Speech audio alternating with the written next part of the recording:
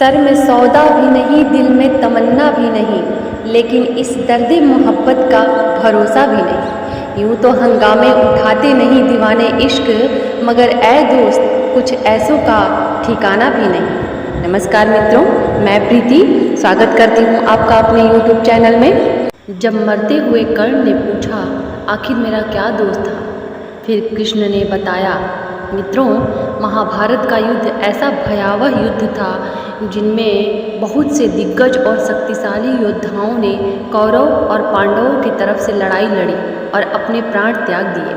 उन्हीं दिग्गज सूरवीरों में से एक थे सूर्यपुत्र कर्ण। ये तो सभी को पता है कि उनके जन्म होने के बाद से लेकर मृत्यु तक उन्हें कितनी यातनाएं झेलनी पड़ी थी। अपने साथ हुए इन अन्यायों को लेकर महाभारत के युद्ध में मरते हुए कर्ण ने भगवान श्री कृष्ण से कुछ सवाल किए थे और आज हम आपको यही बताएंगे कि वो सवाल क्या थे और श्री कृष्ण ने उन सवालों के क्या उत्तर दिए थे। अर्जुन के हाथों जब कर्ण को बाण लग गया और कर्ण को जब आभास हो गया कि अब मेरा अंतिम समय आ गया, तो वह भगवान श्री कृष्ण को अपने पास बुलाया और उनसे पूछने लगे, हे माधव, मेरे मन में कुछ प्रश्न है जिसका मैं मरने से पहले समाधान चाहता हूँ और ये समाधान केवल आप ही बता सकते हैं। तब श्री कृष्ण ने कर्ण से बोले, मित्र जो भी पूछना हो पूछो। तब कर्ण बोले, हे माधव, जन्मते ही मुझे मेरे माँ ने त्याग दिया।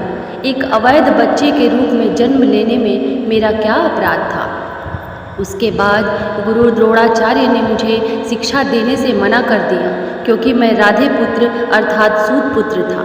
क्षत्रिय होते हुए भी मैं क्षत्रिय न था, इसमें मेरा क्या अपराध था? भगवान परशुराम ने मुझे सिखाया तो सही, परंतु श्राप दे दिया कि जिस वक्त मुझे उस विद्या की सर्वाधिक आवश्यकता होगी उस वक्त मैं वह विद्या भूल जाऊंगा, क्योंकि उनके अनुसार मैं क्षत्रिय नहीं था। एक बार दुर्भाग्यवश मुझसे एक गाय को बाढ़ लग गया जिससे उसकी मृत्यु हो गई और उसके मालिक ने मुझे श्राप दिया, जबकि मेरा कोई दोष नहीं था। इतना ही नहीं, द्रौपदी के स्वयंवर में भी मेरा अपमान किया गया।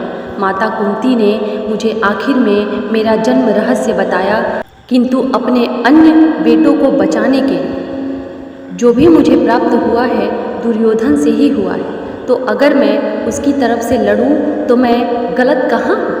कर्ण के प्रश्नों को सुनने के बाद भगवान कृष्ण ने मुस्कुराते हुए उत्तर दिया और कहा, कर्ण, मेरा जन्म कारागार में हुआ। जन्म से पहले ही मृत्यु मेरी प्रतीक्षा में घात लगाए थे। जिस रात मेरा जन्म हुआ उसी रात माता पिता से दूर किया गया। माधव ने आगे कहा, तुम्हारा बचपन खड्ग, रथ, घोड़े, धनुष, बाण के बीच उसकी ध्वनि सुनते बीता। मुझे ग्वाले की गौशाले मिली, गोबर मिला और खड़ा होकर चल भी पाया। इसके पहले ही कई प्राण घातक हमले झेलने पड़े। कोई सेना नहीं, कोई शिक्षा नहीं, लोगों के ताने ही मिले कि उनकी समस्याओं का कारण मैं हूँ। तुम्हारे गुरु जब तुम्हारे शौर्य की तारीफ कर रहे थे, मुझे उस उम्र में कोई शिक्षा भी नहीं मिली थी। जब मैं 16 वर्षों का हुआ तब कहीं जाकर ऋषि संदीपन के कुलगुरु में पहुंचा। तुमने अपनी पसंद की कन्या से विवाह किया। जिस कन्या से मैंने प्रेम किया वो मुझे नहीं मिली और उनसे विवाह करना पड़ा जिन्हें मेरी चाहत थी या जिनको मैंने राक्षसों से बचाया था। उन्हें जरासंध से बचाने के लिए मेरे पूरे समाज को यमुना के किनारे से हटाकर एक दूर समुद्र के किनारे बसना पड़ा और युद्ध में रण छोड़कर जाना पड़ा, जिसके कारण मुझे रणछोड़ भी कहा गया। अगर दुर्योधन जीतता है तो तुम्हें बहुत श्रेय मिलेगा। धर्मराज युधिष्ठिर अगर जीतते हैं तो मुझे क्या मिलेगा? मुझे केवल युद्ध और युद्ध के निर्माण हुई समस्याओं के लिए दोष दिया जाएगा। प्रभु ने आगे कहा, एक बात का ध्यान रहे कर्ण, हर किसी को जिंदगी चुनौतियाँ देती है। जिंदगी किसी के भी साथ न्याय नहीं करती। दुर्योधन ने अन्याय का सामना किया है तो युधिष्ठिर ने भी अन्याय भुगता है, परंतु सत्य धर्म क्या है यह तुम जानते हो। कोई बात नहीं अगर कितना ही अपमान हो, जो हमारा अधिकार है वो हमें ना मिल पाए। महत्व इस बात का है कि तुम उस समय उस संकट का सामना कैसे करते हो। मित्रों, श्री कृष्ण ने कहा कि रोना बंद करो कर्ण, जिस जिंदगी न्याय नहीं करती, इसका मतलब यह नहीं होता कि तुम्हें अधर्म के पथ पर चलने की अनुमति है। तो दोस्तों, आपने जाना कृष्ण और कर्ण के बीच का संवाद। अब आपको बताते हैं कि मृत्यु के दौरान सूर्यपुत्र ने भगवान से क्या मांगा था। जैसे कि सभी को ज्ञात है कि कर्ण एक दानवीर राजा थे, जिसके कारण कृष्ण ने कर्ण की आखिरी समय में भी उसकी परीक्षा ली और कर्ण से ब्राह्मण के रूप में दान मांगा। तब दानवीर कर्ण ने अपने सोने के दांत तोड़कर भगवान कृष्ण को दे दिए। इस दानवीरता से प्रसन्न होकर भगवान ने उन्हें वरदान मांगने को कहा। कर्ण ने वरदान के रूप में अपने साथ हुए अन्याय को याद करते हुए अपने अगले जन्म में उसके वर्ग के लोगों का कल्याण करने को कहा। दूसरे वरदान के रूप में कृष्ण को जन्म अपने राज्य में लेने को कहा और तीसरे वरदान के रूप में अपना अंतिम संस्कार ऐसी जगह करने को कहा जिस धरती पर एक भी पाप न हुआ हो।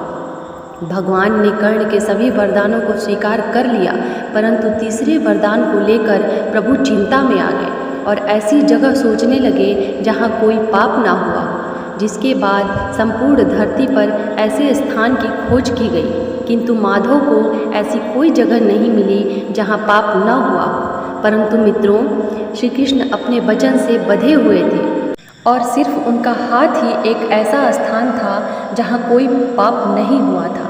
इसलिए कर्ण का अंतिम संस्कार भगवान ने अपने हाथों पर दुर्योधन के सहयोग से किया और कर्ण को दिए सभी वरदानों को पूरा किया। दोस्तों, इस तरह से दानवीर कर्ण का अधर्म का साथ देने के बाद भी भगवान कृष्ण ने उनका अंतिम संस्कार कर उनको वीर गति के साथ बैकुंठ धाम भेजना पड़ा। तो मित्रों, इस वीडियो के जरिए आपने जाना सूर्यपुत्र कर्ण से जुड़ी कुछ अहम बातें। अगर आप इनमें से कोई भी बात पहले से जानते थे तो नीचे कमेंट करके हमें ज़रूर बताएं। आज की इस वीडियो में बस इतना ही। हम उम्मीद करते हैं कि हमारी वीडियो के जरिए आपको कई सवालों के जवाब मिल गए होंगे। अगर ये वीडियो पसंद आई हो तो इसे लाइक, शेयर और सब्सक्राइब करना ना भूलें। Thank you. बाय।